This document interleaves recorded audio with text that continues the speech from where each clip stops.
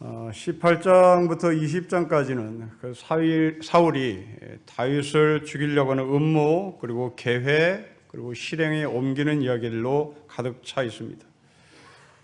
사울이 다윗을 죽이려고 하는 그 마음들, 계획들, 실천들을 정리해 보면 총 6번 죽이려고 계획을 하는데요. 그 중에 3번은 사울이 다윗에게 창을 던져서 찔러 죽이려고 하는 행동을 우리에게 보여줍니다. 2번은 자기 딸을 다윗에게 결혼시켜서 결혼을 미끼로 다윗을 죽이려고 했던 사울의 음모도 있습니다. 그리고 한 번은 암살단을 보내서 그 자리에서 죽이려고 했던 음모도 있었습니다. 도대체 사울과 다윗은 무슨 관계길래 이렇게 다윗을 죽이려고 하는 것일까? 3가지로 정리가 되는데요. 다윗은 일개 목동이었습니다. 그리고 당시 사울은 왕이었습니다. 일개 목동과 왕인 사울, 전혀 게임이 되지 않았던 관계입니다. 그러던 차에 이 목동 다윗이 블레셋 골리앗을 죽입니다. 이 전쟁의 전과를 평가해서 사울은 다윗을 자기의 궁중 안에 들이고 다윗을 자기의 심리치료사, 자기의 마음을 다스려주는 사람으로 취직을 시키죠. 이때부터 이 다윗과 사울은 신하와 군주의 관계로 바뀝니다. 이제 그러나 그 신하와 군주의 관계로 바뀐 것을 끝나서 그것을 뛰어넘어서 이제는 다윗은 사울 집안의 사위가 됩니다. 일개 목동과 왕의 사이에서 관계에서 이제 신하와 군주의 관계에서 장인과 사위의 관계로 바뀝니다. 자, 이 정도 되면 제 아무리 미흡다 할지라도 사울은 다윗을 인정해야 할 텐데 사위가 되었음에도 불구하고 사울은 다윗을 인정하지 않습니다. 오늘 본문은 그 사울이 자기의 사위가 된 다윗을 죽이라고 공개적으로 명령을 합니다. 여러분 19장 1절을 다시 보십시오. 사울이 그의 아들 요나단과 그의 모든 신하에게 다윗을 죽이라고 말합니다. 공개적으로 강요회의에서 비서들 앞에서 이 사람을 죽이라고, 내 사위를 죽이라고 명령합니다. 여러분, 고대 시대에 남편이 죽으면 여성은 살 길이 막막한 처지가 되는데, 지금도 마찬가지인데 고대 시대에는 더 심했겠지요. 그래서 성경은 고아와 과부와 나그네를 대접하라고 명령합니다. 그만큼 고아와 과부와 나그네는 살 수가 없었다는 말입니다. 남편이 세상을 떠나거나 남편이 없는 홀로 된 미망인들, 과부들은 살 수가 없습니다. 이것을 뻔히 알고 있는 사울이 자기 딸의 남편, 자기의 사위 다윗을 죽이고 싶어 합니다. 자신의 딸 미갈이 어떻게 살 것인지, 미갈이 어떻게 살아갈 것인지에 대한 걱정은 하지 않습니다. 아마도 자신이 왕이기 때문에 사위 하나 죽어도 넉넉히 내 딸은 충분히 살 수 있을 것이라고 생각을 했겠죠. 제가 요즘 천년의 질문이라는 책을 읽고 있는데 조정래 소설가가 쓴 3권의 책입니다. 천년의 질문이라고 하는 이 질문의 속 내용이 뭐냐면 도대체 국민을 위한 국가가 있는가? 국민에게 국가란 무엇인가? 라고 하는 화두로 쓴 책입니다. 이 천년의 질문, 도대체 국민이 국가에게 어떤 의미가 있는가? 라고 하는 질문, 이 질문과 비슷한 제목을 달고 나온 책이 하나 있는데요. 국민을 위한 국가는 없다. 그런 도발적인 책도 있습니다. 이게 천년의 질문과 같이 맥을 하고 있는 질문인데요. 이 조정래 소설가가 쓴 이 천년의 질문에는 입법, 사법, 행정, 재벌, 언론, 이 5개 영역이 똘똘 뭉쳐서 부패란 부패는 다 저지르는 그런 맥없는 국민들만 정말 고생하는 이런 이야기입니다. 그러면 이 조정래 선생은 맨 마지막에 제3권의 끝에 가서 결론을 무엇으로 내리냐면 도대체 천년의 질문의 답이 뭐냐? 국민을 위한 국가가 있느냐? 없다. 그럼 대안이 뭐냐? 대안은 한 가지가 있는데 시민단체가 많아져야 합니다. 시민단체가 많아지고 시민들은 거기에 후원금을 내서 시민단체와 깨어있는 시민이 많아질 때야 비로소 국가란 국민을 위해서 존재한다. 그런 결론을 냅니다. 이것은 소설가의 무한한 상상력에서 나온 결론이 아니라 이분이 스웨덴이나 네덜란드나 저 북부 유럽을 다니면서 내린 결론입니다. 그 북부 유럽이 우리가 알다시피 정말 살기 좋은 나라입니다. 그럼 그들은 정치 지도자들이 잘해서 그런가? 그렇지 않습니다. 정치 지도자들이 정치를 잘 펼쳐서가 아니라 깨어있는 시민과 그 깨어있는 시민들이 NGO를 만들어서 시민단체를 만들어서 끊임없이 감시하고 감찰해서 세금으로 나라를 운영하는 사람들을 꼼짝 못하게 만드는 그런 시스템으로 가고 있는 것을 보고 이 천년의 질문이라는 책에서 마지막 결론이 깨어있는 시민, 깨어있는 NGO, 깨어있는 시민단체를 요구합니다. 근데 그 책에 보면 한 재벌이 나옵니다. 근데 이 재벌에 딸이 있는데 이 딸을 결혼을 시킵니다. 평사원하고 결혼시킵니다. 그 책에 보면 이게 어느 기업인지 어느 재벌인지 우리는 대충 감을 잡습니다. 그런데 평사원과 자기 딸, 이 재벌 회장의 딸을 결혼시키는데 평사원 때 점지를 해서 자기 딸하고 결혼시킨 것이 아니라 이건 상상인지 사실인지 잘 모르겠습니다. 대학에 들어가서 대학생들 중에서 찝습니다. 대학생들 중에서 똑똑하다고 여기는 놈을 몇 놈 잡아요. 그리고 넌지시 던집니다. 우리 회사에 취직할 의향이 있어? 그 어떤 대학생이 덥석 물어요. 그리고 그 회사에 평사원으로 들어갑니다. 승승장구하죠. 그걸 결혼을 시킵니다.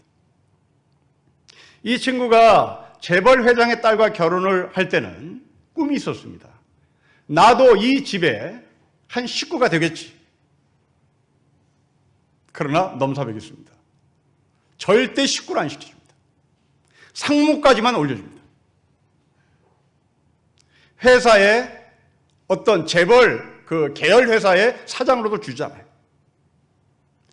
분명한 넘사벽이었습니다. 너는 우리 집의 사위가 아니라 우리 집의 딸의 자식을 낳아주는 한 사람에 불과하다. 그래서 이 친구가 자기는 대리모와 같이 대리부 같은 생각을 합니다. 자기 친할아버지, 친할머니도 못 만나게 하고 라면도 못 먹게 하고 철저히 이 재벌 집에서 먹는 음식만 먹입니다. 이 자식들에게 변호사가 이혼할 때 묻습니다. 이 자녀 양육권을 결정해야 되는데 이 아이들에게 너는 누구랑 살고 싶니? 그러자 이 아이들이 나는 아빠랑 살고 싶지 않고 나는 외할머니, 외할아버지하고 살고 싶어요. 그 이혼을 하죠. 이 남자는 절대 이혼할 수 없다고 버팁니다. 그런데 이 남자의 부인, 재벌 회장의 딸은 회장의 말을 듣지 남편의 사랑의 관계에 대해서는 전혀 고려하지 않습니다. 아버지 회장의 말에 철저히 순종해 자기의 의사와 자기의 관장 없이 이 재벌 회장의 딸은 자기의 아이를 낳은 자기 남편을 버립니다. 여러분, 다윗을 죽이려고 했던 사울, 그렇다면 이 사울의 딸 미갈은 도대체 어디 갔나요? 이 미갈은 다윗과 도대체 무슨 감정을 갖고 결혼했을까 궁금합니다. 여러분 18장 20절로 좀 다시 올라가 볼까요? 18장 20절에 사울의 딸 미갈이 다윗을 사랑하며 어떤 사람이 사울에게 알린지라 사울이 그 일을 좋게 여겨 결혼시킵니다. 사울은 전략적으로 결혼한다 쳐도 사울의 딸 미갈은 다윗을 사랑했습니다. 아마 그 재벌집 회장의 딸도 이 남자를 사랑했을지도 모릅니다. 재벌 회장은 전략적으로 이 청년과 자기 딸을 결혼시켰다 손 치더라도 그 딸은 사랑했겠죠. 미갈도 다윗과 사랑했기에 결혼했습니다.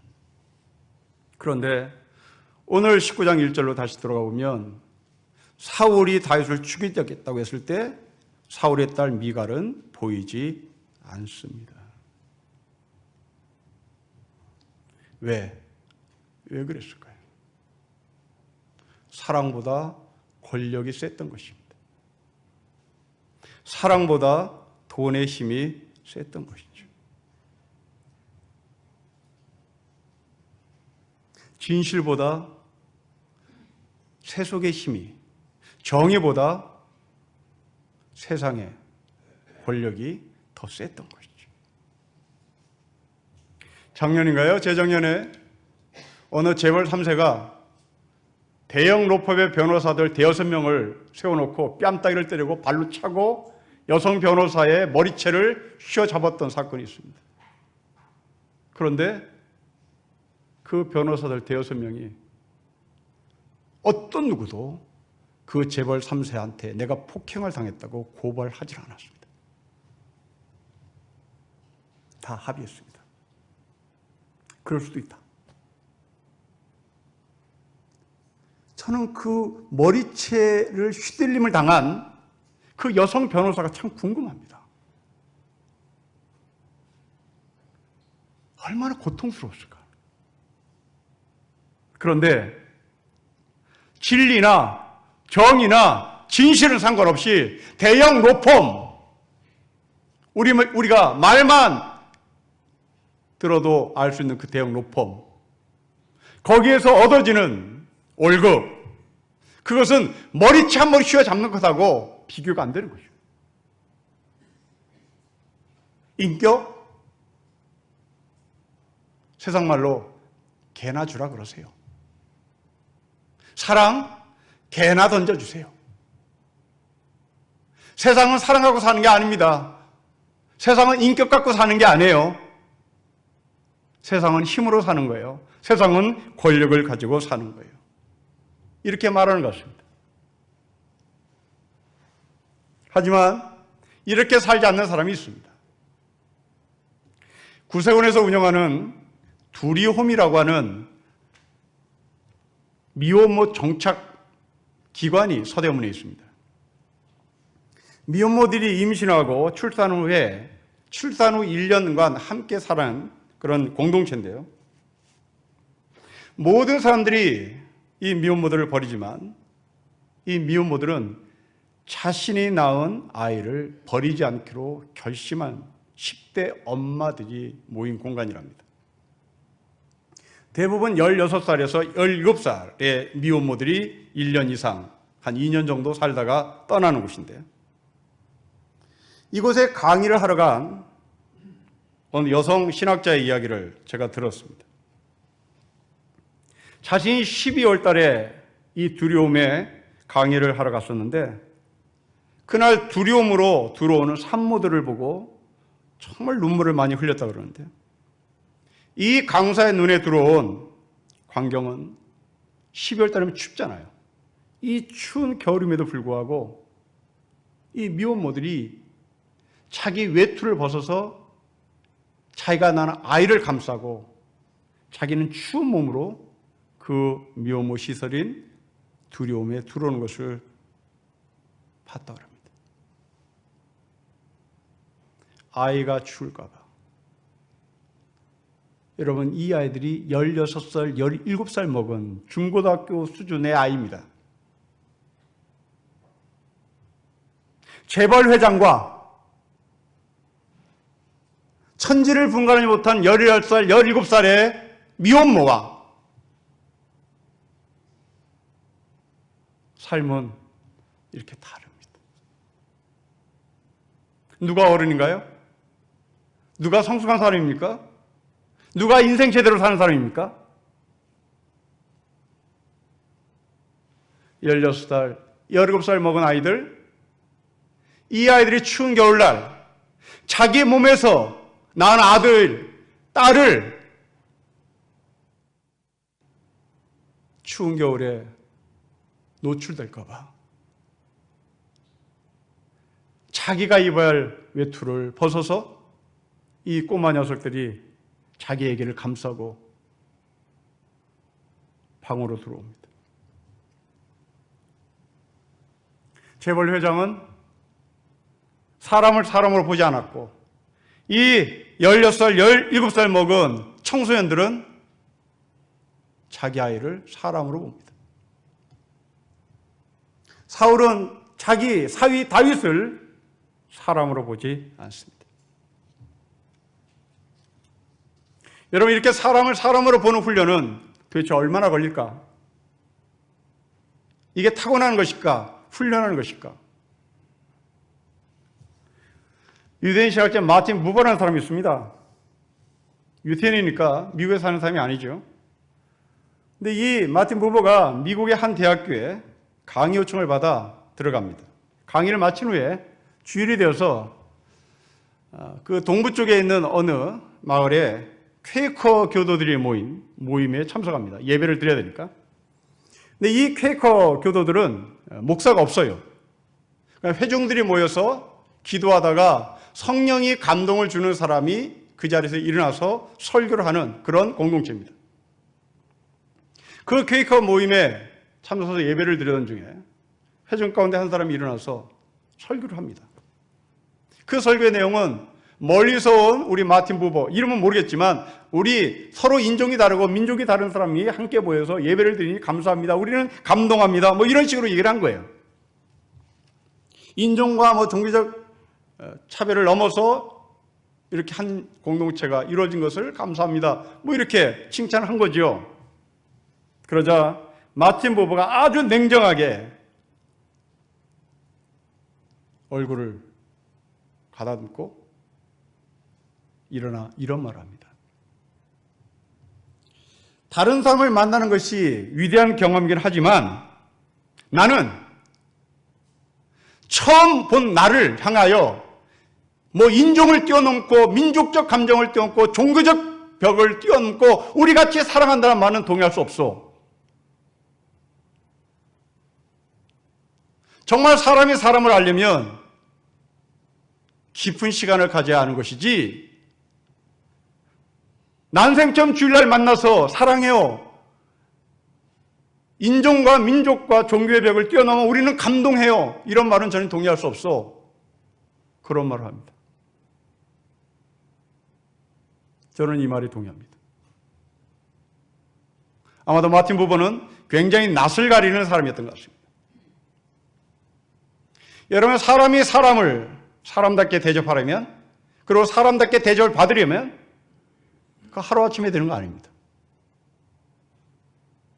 오랜 시간 뜸이 있어야 합니다. 오랜 시간 대화해야 합니다. 오랜 시간 인간관계를 맺어야 합니다. 그게 깊은 친구죠. 교회에서의 교제는 하루아침에 이루어지는 거 아닙니다. 깊이 시간을 갖고 서로 교제할 때 사람이 사람으로 대접받고 대접을 하는 것이죠. 여러분 기생충 영화를 보셨습니까? 칸 영화제에서 황금 종려상을 받은 대작이라고 사람들이 평가합니다. 그런데 대작을 받아서가 기쁜 것이 아니라 저는 이 봉준호 감독이 만든 기생충이라는 영화가 정말 좋은 영화라는 것을 다른 측면에서 봅니다. 이 영화를 만들 때 여기에 참여한 스태프들, 영화배우들, 스태프들 모두에게 봉준호 감독은 4대 보험을 다 들어줬습니다. 그리고 근로계약 끝나는 날짜를 정확하게 계약서에 썼습니다. 여러분, 영화계에서 이런 일 없습니다. 영화계에서는 후려치는 거예요. 근데 거기에 모인 모든 스태프들에게 4대 보험을 들어주고 계약 종료 일자를 정확히 명시해줘. 그 결과 당연히 제작비는 급상승했습니다. 그런데 해냈어요. 여러분, 예술가가 갖고 있는 철학입니다.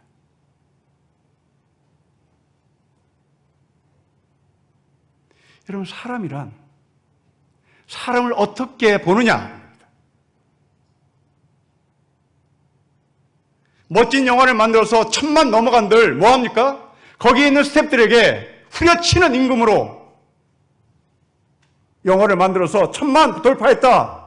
그럼 뭐합니까? 그건 아무 의미 없는 건지. 그런 영화를 1000만 이상 만들었다는 것은 결국 모든 사람들이 공감한다는 얘기인데 그 공감이라는 것의 핵심은 사람 아니겠습니까? 뭐 돈으로 공감하는 그런 영화를 만들 리는 없을 거잖아요. 전쟁의 정당성으로 영화를 만들 리는 없을 거잖아요. 전쟁 영화를 만들어도 결국은 인간이고 돈에 대해서, 재벌에 대해서 이야기를 하려고 해도 결국은 인간 쪽으로 갈 텐데 그 인간의 공감성을 갖는 것이 사람들에게 마음을 얻을 텐데 이러면서 이 봉준호 감독이 만든 기생충 영화는 주제도 좋았지만 거기에 담겨진 철학, 그것은 참으로 높이 평가해도 좋을 것 같습니다. 사울은 사위인 다윗을 소모품으로 사용하고 있었던 사람입니다. 사람으로 대접하지 않았죠. 재벌집 회장의 사위가 그렇게 한 번 쓰고 버릴 도구였던 것처럼 사울도 자기 사위 다윗을 그렇게 대했습니다. 성도 여러분, 여러분들이 며느리를 얻고 사위를 얻을 때 그 사람을 물건으로 보는지 사람으로 보는지 한번 돌아봅시다. 여러분들이 며느리를 얻고 사위를 얻을 때 겉모양을 보는지 아니면 깊이 인간 됨됨이를 뜯어보고 결론을 내린지를 다시 한번 되돌아봅시다. 사람의 내면을 이해하고 사람의 인격에 대한 됨됨이를 짚어보고 그렇게 해서 결혼하는 입장, 결혼하는 가정이라면 그 가정은 이 재벌 회장집의 사위를 내쫓는 일 같은 일은 없을 겁니다. 자녀들을 공부하는 소모품을 보는지 아니면 내 자녀가 내 뱃속에서 10달 동안 고이고이 잘 자라다가 밖으로 세상으로 나온 정말 생명체인지 다시 한번 되돌아봤으면 좋겠습니다. 여러분의 자녀는 생명체입니다. 여러분의 자녀는 공부하는 기계 아닙니다. 여러분의 자녀는 돈 벌어오는 도구가 아닙니다. 여러분의 자녀는 생명체입니다. 하나님은 꺼져가는 등불도 끄지 아니하시는 하나님이라고 말씀하십니다. 바로 이 말은 어떤 미약한 존재에게도 하나님께서는 소망을 거신다는 말입니다. 다윗은 사울 앞에서 아주 미미한 존재였습니다. 그러기에 사울은 다윗을 죽이려고 덤벼들었습니다. 하지만 하나님은 다윗을 절대 죽지 못하도록, 아니 사울이 절대 다윗을 죽이지 못하도록 막으시고 보호하십니다.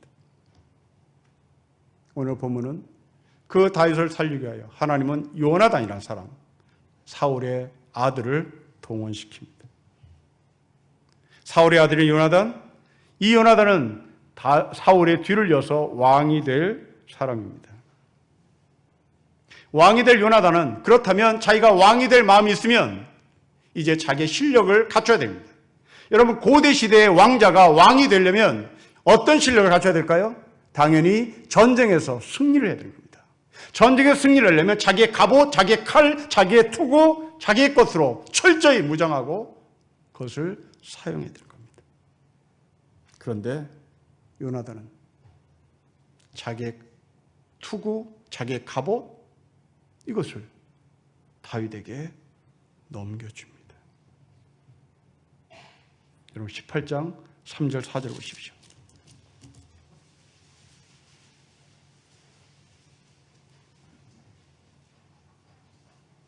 18장 3절 4절 우리 같이 읽어볼까요? 시작. 요나단은 다윗을 자기 생명같이 사랑하여 더불어 언약을 맺었으며 요나단이 자기가 입었던 겉옷을 벗어 다윗에게 주었고 자기의 군복과 칼과 활과 띠도 그리했습니다. 여러분, 앞으로 왕이 될 왕자가 전쟁에서 승리를 해야 백성들의 신임을 받을 것이고 그 신임을 받기 위하여 자기의 군복, 자기의 칼, 자기의 활, 자기의 띠를 어떤 누구에게도 주지 않고 생명처럼 간직해야 되는데 이 요나단은 다윗에게 자기의 생명 같은 군복을 넘겨줍니다. 여러분 왜 그랬을까요? 3절 말씀을 다시 보십시오. 사랑했기 때문입니다. 여러분 여기서 이 사랑이 뭘까요? 여러분 사랑은 사절에 근거합니다. 감정이 아니라 사절에 자기의 권리를 포기하는 겁니다. 왕이 될 권리를 갖고 있는 왕자 요나단이 왕이 되려면 군복을, 칼을, 활을, 띠를 들고 있어야 하는데, 그것을 소유하고 있어야 하는데, 다윗을 사랑했던 요나단은 그것을 다윗에게 이양합니다. 사랑은 권리 포기입니다. 사랑은 자기보다 남을 더 낮게 여기는 마음입니다. 여러분은 프란시스코라는 성자를 알 것입니다. 주여 나를 평화의 도구로 써주세요 라고 기도했던 사람입니다. 이 사람이 어느 날 제자들과 함께 금식에 들어갔습니다. 40일 금식을 하고 제자들과 함께 모여서 금식 기도에 들어갔는데 어느 한 제자가 거기에 모인 수사들에게 내기를 합니다.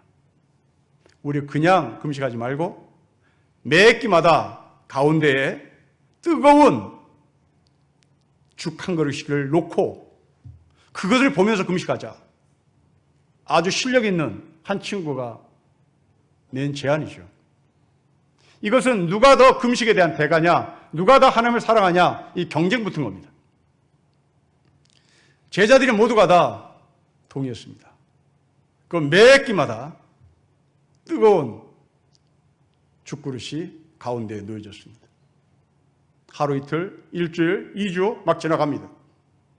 15일째 지나가자 어떤 한 제자가 도저히 참을 수가 없어서 이 죽냄새에 너무나 배가 고파 그냥 벌컥 먹고 말았습니다. 끝까지 참았던 주변의 제자들은 그 죽을 먹은 같은 수사 그 사람에게 손가락질합니다. 너는 하나님을 사랑하지 않는 사람이야. 너는 아직 영성이 부족해. 너는 아직 수련이 부족해. 너는 아직 멋진 수사가 되기를 멀었어. 막 손가락질하죠. 이때 프란치스코가 조용히 나가 그 제자가 먹던 죽고를 핥기 시작합니다. 여러분, 이것은 누구의 마음입니까? 잃어버린 한 어린 양을 찾으러 오신 예수 그리스도의 마음입니다. 나머지 제자들은 그것을 먹지 않고 금식에 따른 자부심을 갖고 있었으나 이 죽을 먹었던 제자는 평생 너 죽 먹었지, 손가락질을 받을 수밖에 없는 실력 없는 수사로 전락하는 순간입니다. 이때 상한 갈 때도 꺾지 않으신 하나님의 마음, 잃어버린 어린 양을 찾아오시는 예수 그리스도의 마음을 프란치스코가 갖고 있었기에 그 힘없는 제자 편에 섰던 겁니다. 여러분, 사랑은 이런 것입니다. 자기의 권리를 포기하는 겁니다. 그것만이 아닙니다. 여러분, 오늘 본문의 사랑을 정리해 봅시다.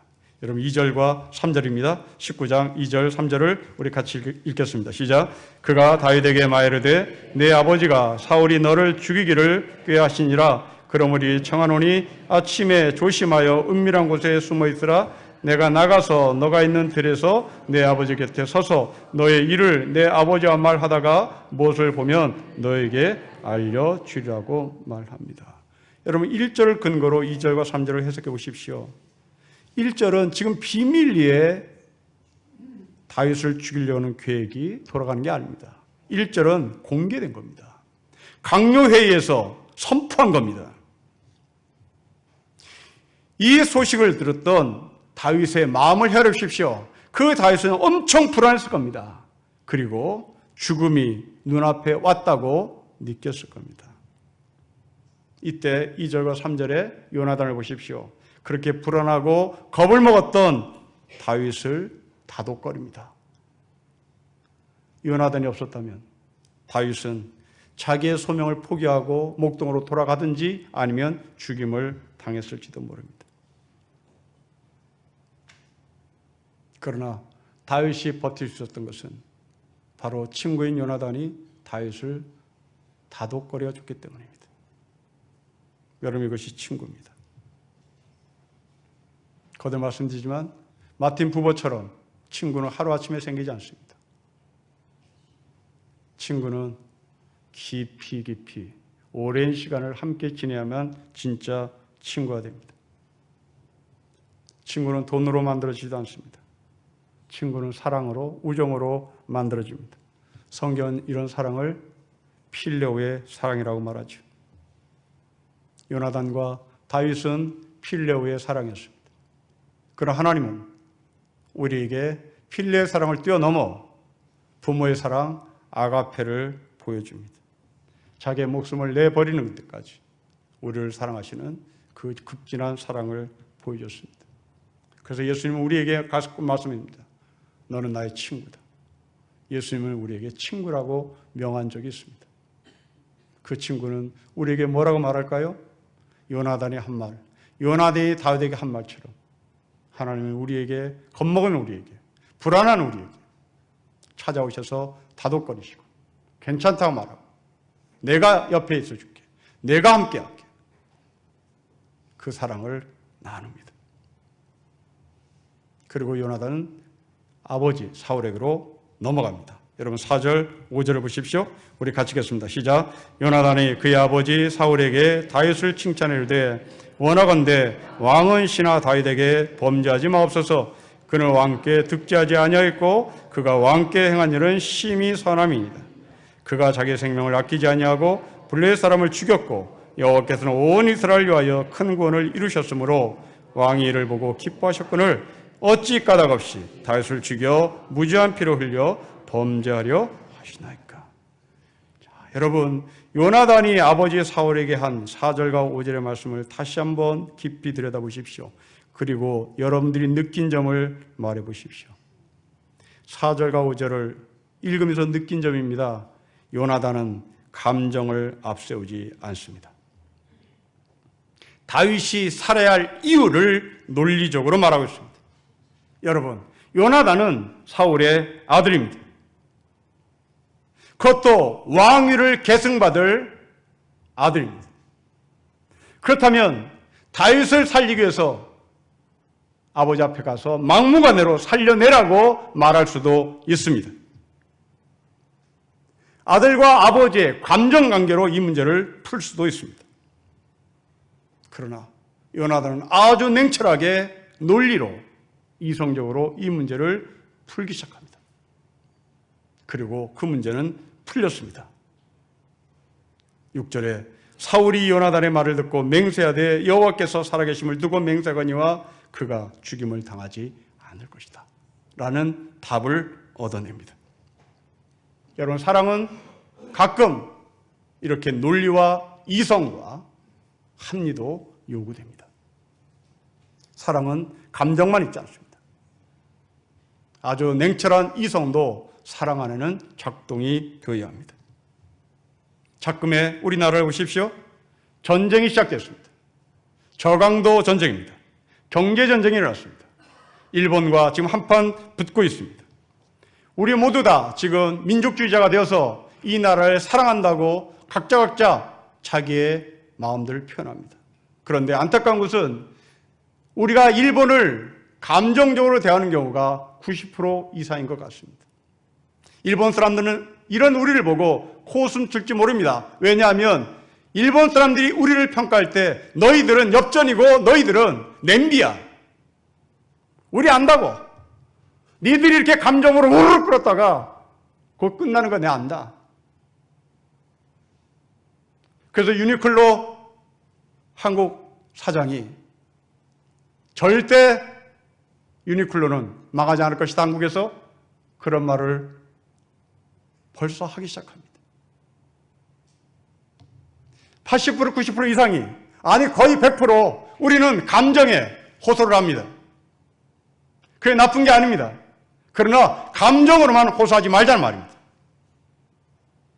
논리로, 이성으로, 요나단처럼 조근조근 왜 우리가 일본과 싸워서 이겨야 하는지, 그리고 왜 우리가 어떻게 일본과 싸워야 하는지 논리로 대응하고 이성으로 대응할 힘도 있어야 되겠습니다. 그러려면 우리는 역사를 알아야 합니다. 친일파들이 득세하는 이 나라, 광화문에 일장기를 들고 나간 아주머니,